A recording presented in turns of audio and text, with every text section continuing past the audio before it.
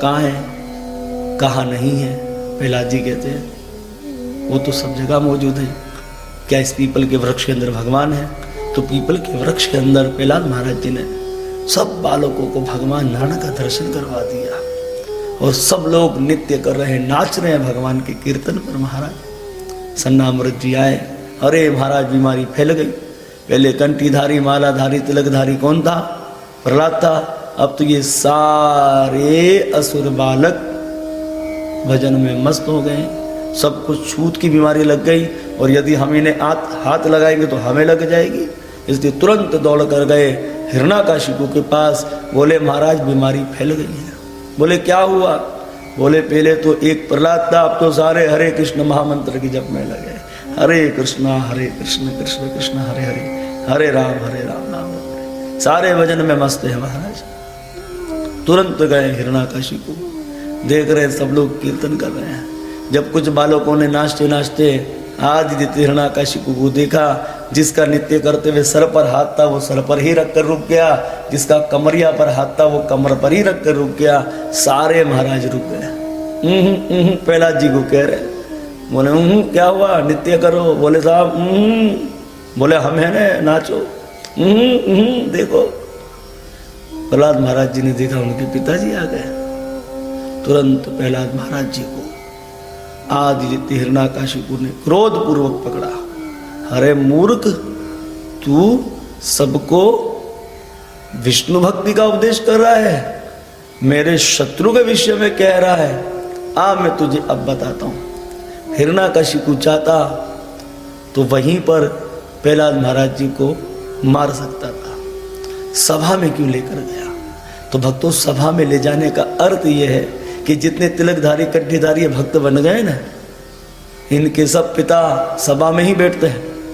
जब मैं अपने बेटे को दंड दूंगा तो खुद ही ये भी समझ जाएंगे कि अपने बच्चों के संग क्या करना है, इसलिए सभा में लेकर गए। प्रहलाद महाराज जी को आदित्य हिरण्याकशिपु ने कहा कि तुम किस पर इतना गर्व करते हो? बोले पिताजी हम सब किस पर गर्व करते हैं भक्तों? हम सब भगवान पर गर्व करते हैं। कुछ लोग कह देते हैं हम एक साल में इतना लाखों रुपए जमा कर देंगे। भाई एक साल, एक सेकंड की जिंदगी नहीं है, तुम एक साल तक इतना पैसा जमा करोगे? कोई गारंटी कार्ड है इतने साल तुम जिंदा रहोगे? नहीं। तो कुछ लोग कहते हैं भगवान ने चाहा, भगवान ने चाहा हम ऐसा कर देंगे वैसा कर देंगे। भगवत इच्छा रही और यदि भगवान ने नहीं चाहा तो नहीं कर सकेंगे। कुछ लोग भक्तों ऐसा कह देते हैं। तो जो भगवत इच्छा पर चलता है वही सर्वश्रेष्ठ है। तो यहाँ पर प्रहलाद महाराज जी कहते हैं पिताश्री हम सब किस पे गर्व करते हैं? हम सब परमात्मा पर गर्व करते हैं। जब तक बोलते पुरुष परमात्मा हमारे भीतर बैठे हैं तभी हम बड़े बड़े कार्य कर सकते हैं, बड़े बड़े वचन कह सकते हैं। और जब बोलते पुरुष परमात्मा खिसक जाएंगे हमारे अंग से, फिर हमारे ये शरीर किसी काम का नहीं है। ज्ञान को उपदेश कर रहे हैं। अच्छा तो बता कहाँ है तेरा विष्णु? अरे पिताजी कहाँ नहीं है ये पूछिए। अच्छा खम्भ के अंदर तुम्हारे पिता तुम्हारे भगवान है क्या? बोले हाँ है। शब्द यहाँ पर ध्यान देने वाला है। हिरण्याकशिपु ने भी कहा क्या खम्भ के अंदर तेरा नारायण है? शब्द आया है तब तो खम्भा नहीं टूटा, तब तो भगवान नहीं निकले। लेकिन यहां पर प्रहलाद महाराज कहेंगे कि है, तुरंत खम्भा चटकेगा और खम्भ से भगवान निकल कर आएंगे। दोनों ने है कहा, दोनों ने है हाँ कहा है। हिरण्याकशिपु ने भी कहा क्या इस खम्भ में भगवान है? उसके है पर नहीं है। और यहां प्रहलाद महाराज जी कहेंगे कि भगवान है, तब खम्भा चटकेगा और भगवान प्रकट हो गए। तो कहने का अर्थ यह है जहां भक्त की हाँ भगवान वहां, और जहां भक्ति की ना तो भगवान ना। तो जहां भगवान के भक्त कहते हैं वहां भगवान आ जाते हैं। हरि व्यापत सर्वत्र समाना, प्रेम प्रकट होए तह में जाना। प्रेम से प्रकट होते हैं भगवान। श्री नामदेव जी यात्रा पर जा रहे थे तो महाराज पत्नी ने रोटी और घी दे दिया था। नामदेव जी का नियम था, ठाकुर जी को भोजन खिलाए बिना भोजन नहीं पाते थे। महाराज जब भूख लगी, वो रोटी की गठरी को खोला, ठाकुर जी के आगे रोटी धरी। महाराज घी लगाना भूल गए, घी का टिफिन नहीं रहे, तुरंत एक कुत्ता आता रोटी को लेकर भग रहा है। नामदेव जी घी की कटोरियां लेकर उसके पीछे भाग रहे। अरे सरकार सूखी रोटी खाओगे? अरे घी तो लगा दीजिए, घी तो लगा लीजिए। तो कुत्ते से भगवान प्रकट हो गए। तो जहाँ भक्ति की यहाँ भगवान वहाँ, और भगवान प्रकट होते हैं, लेकिन प्रेम होना चाहिए। गीता में कहते हैं भगवान 9वें अध्याय में, मुझे पत्ता पुष्प फल अर्पित करो, लेकिन कैसे? वो है भक्ति से, भक्ति से अर्पित करो, मैं भक्ति से स्वीकार करता हूँ। तो भगवान भक्ति से प्रकट होते हैं। प्रहलाद महाराज जी ने कहा है अब ये खम्बे को मारने गया। देखो, अपने हाँ पर खम्बे को मारने नहीं गया, और जहाँ प्रहलाद महाराज जी ने कहा है तो अब खम्बे को गधा मारने जा रहा है। यानी कि आप हिरण्याकशिपु का भी विश्वास देख लीजिए कि हिरण्याकशिपु को भी पता है कि अगर प्रहलाद ने कहा है भगवान है तो होंगे, तुरंत खम्बे को मारने के लिए चले गए। अब भक्त हुआ क्या? जब मारने गए, खम्बा चिटका, खम्बा टूटा और भगवान नरसिंह देव प्रकट हो गए। बोले नरसिंह देव भगवान की जय। भगवान नरसिंह देव जी प्रकट हो गए। महाराज नरसिंह उपनिषद का बड़ा सुंदर एक मंत्र है, उग्रम वीर महाविष्णु ज्वलितम सर्वतोमुखम नरसिंह विस्मरणम भद्र मृत्योर मृत्यु नमामि। एक है पंचमुखी हनुमान जी का मंत्र, और एक ही ये नरसिंह देव जी का मंत्र। अगर इसे कोई सिद्ध कर ले तो बड़े से बड़ी डाकनी शाकनी भूत पिशाच आदि बड़े से बड़े दैत्य राक्षस भाग जाएंगे, सब भयभीत होते हैं भगवान नरसिंह देव से। तो नरसिंह उपनिषद का ये मंत्र है। तो महाराज खम्बा चटका, भगवान नरसिंह देव जी प्रकट हो गए। बहुत विशाल रूप था भगवान का, अद्भुत रूप था। केशव गिरता नर हरि रूपा जय जगदीश हरे। एक अद्भुत रूप भगवान लेकर प्रकट हो गए, वो था नर और सिंह रूप। महाराज जितने देवता लोग विमानों पर तमाशा देख रहे थे, उनके विमान दूर जाकर गिर गए, पर्वत रुई की तरह उड़ने लगे। महाराज भयंकर भूकंप आ गया। भगवान नरसिंह देव जी अधिक मास के 12 बजे, दिन के 12 बजे भगवान प्रकट हो गए। अब आदित्य भगवान आदित्य हिरण्याकशिपु से भगवान खेल रहे हैं, लड़ नहीं रहे, खेल रहे हैं। जैसे संध्या काल हुआ, भगवान ने आदित्य हिरण्याकशिपु को पकड़ा और दरवाजे की देरी के बीच में भगवान लेकर कस से उसको पकड़ दिया। जैसे कस से पकड़ा तो अंदर से खिसक गया, उसके हथियार गिर गए। और कहा अरे सरकार हथियार गिर गए तो क्या हुआ, तुम हमें नहीं मार सकते। बोले क्यों नहीं मार सकता? बोले हमें तो ब्रह्मा जी का वरदान है। तो भगवान ने कहा सुना ही है ब्रह्मा जी का क्या वरदान है। बोले बात सुनिए, आप ना मुझे दिन में मार सकते हो ना रात में मार सकते हो। भगवान ने कहा दिन के 12 बजे तो मैं आया था, तो इस वक्त संध्या काल है, ना दिन है ना रात, संध्या काल का समय, चौंक गया। बोले ठीक है, आप ना मुझे अंदर मार सकते हो ना बार मार सकते हो। भगवान ने कहा बात सुनो, खंबे को देखो जहाँ से हम प्रकट हुए, देखा अरे वो तो अंदर है। अब हम कहाँ हैं? हम बीच में। तो ना तू घर के अंदर ना तू बाहर, मैं तो तुझे बीच में लेकर बैठा हूँ। चौंक गया। बोले ना तो मैं ऊपर मरूं ना मैं नीचे मर सकता हूँ। भगवान ने कहा बात सुनिए, ना तू ऊपर है ना तू नीचे है, तू तो मेरी गोद में है। और ये देख कर चौंक गया।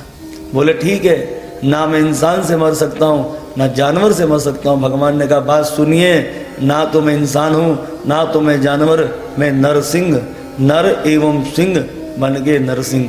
तो भगवान आधे पेट तक इंसान और ऊपर से बब्बर शेर, और ऊपर से बब्बर शेर तो पेट से नीचे इंसान। तो ना तो पूरे इंसान थे ना तो बब्बर शेर थे। बोले ठीक है, मैं ब्रह्मा जी के बनाए हुए किसी प्राणी से नहीं मार सकता। भगवान ने कहा ओ मूर्ख, मैंने ब्रह्मा जी को अपने पेट से पैदा किया, मैंने ब्रह्मा जी को बनाया। चौंक गया। बोले ठीक है, साल के 12 महीनों में मैं नहीं मर सकता। भगवान ने कहा तेरे लिए मैंने 13वां महीना बनाया, अधिक मास। चौंक गया। बोले ना मैं जीवित हथियार से मारूंगा ना मुर्दे हथियार से। भगवान ने कहा फिक्र मत करो, मैं तुम्हें अपने नाखूनों से मारूंगा। तो भगवान ने नाखून दिए, इसके फाड़ दिया इसके शरीर को भगवान ने, और उसके हाथों को गले में पहन लिया। महाराज भगवान ने अपने वचन को पूर्ण कर दिया। परित्राणाम साधुनाम विनाशाय च दुष्टतम धर्म संस्थापनार्थाय संभवामि युगे युगे। दुष्टों का विनाश और भक्तों का उद्धार करने के लिए भगवान नरसिंह देव जी ने लीला करी। देवतागण भगवान नरसिंह देव को शांत करने आ रहे हैं। अब ब्रह्मा बाबा है किस पर, हंस पर। तो ब्रह्मा बाबा भगवान को शांत करने आए। तो वैसे ही भगवान को बड़ा गुस्सा था ब्रह्मा जी पर, क्योंकि ब्रह्मा जी ने ही वरदान दिया। एक टेढ़ी नजर मारी, ब्रह्मा जी भी महाराज पटपटाते हुए भागते हुए चले गए। शंकर जी भगवान नरसिंह देव को शांत करने आए बैल पर। जैसे भगवान ने टेढ़ी नजर मारी तो शंकर जी भी दौड़े महाराज। और आपको पता है कि बब्बर शेर पक्का दुश्मन बैल का। हम महाराज जो देवता हैं भगवान को शांत करने के लिए, भगवान शांत नहीं हो। अब महाराज ब्रह्मा जी ने विचार किया कि इनकी जो पत्नी है लक्ष्मी, उन्हें ही लेकर आते हैं, वो शांत कर देगी। बिल्कुल में गए सारे देवतागण। लक्ष्मी जी को कहा आप ही चलिए अपने प्रभु को शांत करने। तो लक्ष्मी जी मुस्कुरा रही है। लक्ष्मी जी कह रही है अरे वही होंगे शांताकारम भुजगशयनम, जो शांताकारम है, शेष जी पर लेटे होते हैं, वही होंगे। पैर दबाऊंगी और पैर जब दबाऊंगी तो मान जाएंगे। अब उन्हें क्या पता था कि शांताकारम नहीं करांताकारम बने में है। लक्ष्मी जी आंखें बंद कर कर आई, प्रभु के निकट गई। जैसे भगवान के निकट नेत्रों को खोला, तुरंत भगवान ने एक आवाज लगाई, दाढ़ मारी। लक्ष्मी जी 100 कदम जाकर दूर पीछे गिर गई, नहीं शांत हुए। तो ब्रह्मा जी ने विचार किया कि प्रभु पर रात के लिए आए, अब भक्त ही भगवान को शांत कर सकते हैं। प्रहलाद प्रभु को ब्रह्मा जी ने कहा कि प्रहलाद तुम्हारे कारण प्रभु आए, अब तुम ही प्रभु को शांत करो। प्रहलाद महाराज जी भगवान नरसिंह देव के पास गए। भक्तों, अपने भक्त को समझते भगवान को देर ना लगी और भगवान ने तुरंत प्रहलाद महाराज जी को उठाकर अपनी सीधी गोद पर बिठा दिया। आज भगवान नरसिंह देव जी गैया और मैया बन गए और आज भगवान ने अपना वचन पूर्ण किया भक्त वत्सल का। भक्तों, भगवान को भक्त वत्सल क्यों कहा जाता है? वत्सल कहते हैं गाय के बछड़े को। जब उसका जन्म होता है कितना गंध उसमें लगा होता है, लेकिन गाय अपने बच्चे को चाट कर साफ कर देती है। इस तरह हम भी वत्सल है, हम में भी बहुत गंदगी है, लेकिन भगवान पतित पावन है, वो हमारी गंदगी को खत्म कर देते हैं, हमें पावन बना देते हैं। तो आज भगवान गैया और मैया बन गए। अब गैया क्योंकि गाय अपने बच्चे को चाटकर प्यार कर रही है और मानो भगवान यहाँ नरसिंह देव जी अपने भक्त के अंग को चाट रहे हैं। भगवान नरसिंह देव की आंखों से आंसू, अरे मेरे भक्त मुझे बहुत देर लगी तेरी रक्षा करने के लिए, तो भगवान रो रहे हैं। और चाटने का अर्थ ये होता है कि एक मुझे बहुत समय लगा, तो तेरे अंगों को कितना कष्ट हुआ होगा, तो मानो अपनी जीवा से प्रहलाद महाराज जी के अंग के कष्ट को दूर कर रहे। और दूसरा, भगवान ये बताना चाहते हैं कि हे प्रहलाद तुम्हारा अंग बड़े कोमल है, तो इसलिए भगवान उसके अंग को अपनी जीवा से चाट रहे हैं। और महाराज यहाँ मैया कैसे बने? क्योंकि भगवान श्री नरसिंह देव ने प्रहलाद महाराज जी को अपनी गोद में बिठा रखा है, इसलिए आज भगवान गैया और मैया बन गए। भगवान ने प्रहलाद से कहा कि तुम्हारी क्या कामना है?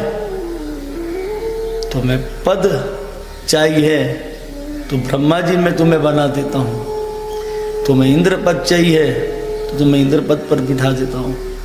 प्रहलाद महाराज जी ने किसी पद को स्वीकार नहीं किया।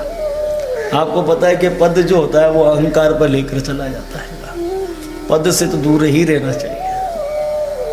प्रहलाद प्रभु ने कहा कि मुझे धन आदि किसी चीज की कोई आवश्यकता नहीं है, मैं बनियागिरी करने नहीं आया हूँ, मैं तो केवल प्रभु आपके दासों का दास बनना चाहता हूँ। जिस योनि जिस काल में जहाँ कहीं भी रहूँ आपका भजन करता रहूँ। इस प्रकार से प्रहलाद महाराज जी ने भक्ति का ही वर भगवान से मांगा। तो भगवान ने प्रहलाद की पीढ़ियों का भगवान ने उद्धार कर दिया। प्रहलाद रो रहे थे कि मेरे पिता का क्या होगा। भगवान ने कहा तू अपने पिता के लिए रो रहा है? अरे मैंने तो तुम्हारी 21 पीढ़ी का उद्धार कर दिया। अब भक्त तो 21 पीढ़ी कैसे बनती है? हमारी परंपरा से 21 नहीं, ऐसे नहीं होता। हमारे पूर्वज ऐसे नहीं। 21 पीढ़ी बताते हैं कि जैसे कि अब हमारे दादा का गोत्र पिता दादा का आ जाता है, माता जी का आ जाता है, पत्नी से जुड़ जाए उनका गोत्र आ जाता है। मतलब जो जो हमसे जुड़ता है वो सब गोत्र बन जाए। 21 पीढ़ियाँ इस प्रकार से बनती हैं, उन सब का उद्धार हो जाता है। तो जिनके घर में एक परम भागवत है, एक परम भक्त है, वो 21 पीढ़ियों का उद्धार कर देता है। तो भगवान नरसिंह देव जी की बड़ी उत्तम कृपा प्रहलाद महाराज जी पे हुई। देव ऋषि नारद जी युधिष्ठिर महाराज जी से कहते हैं कि भगवान समदर्शी हैं। अब यहाँ पर 4 वर्ण और 4 आश्रम के विषय में बड़ा सुंदर ज्ञान का उपदेश देव ऋषि नारद जी युधिष्ठिर को देते हैं। 4 वर्ण ब्राह्मण, वैश्य, शूद्र और क्षत्रिय, ये 4 वर्ण हैं। हमारे धर्म में भेदभाव नहीं है, लोगों ने कह दिया भेदभाव है। हमारे धर्म में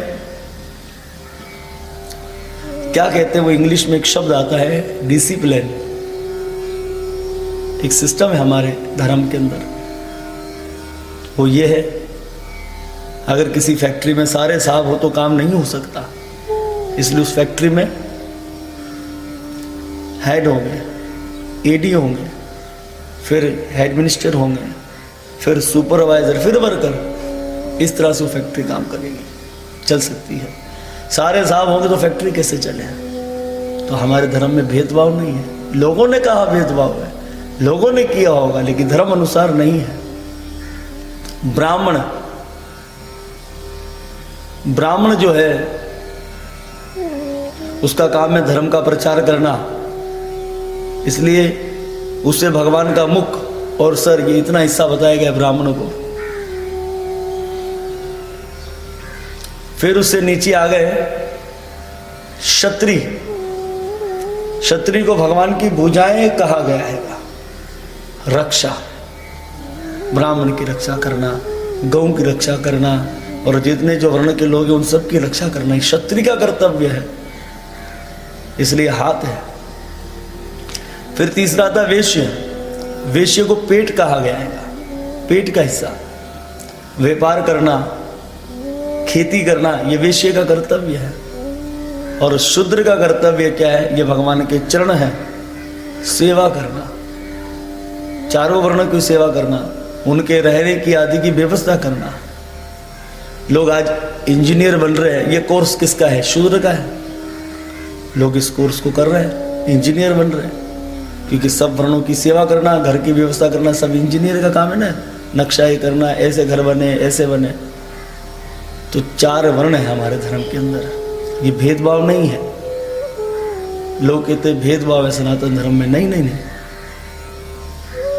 इसे कहते हैं डिसिप्लिन।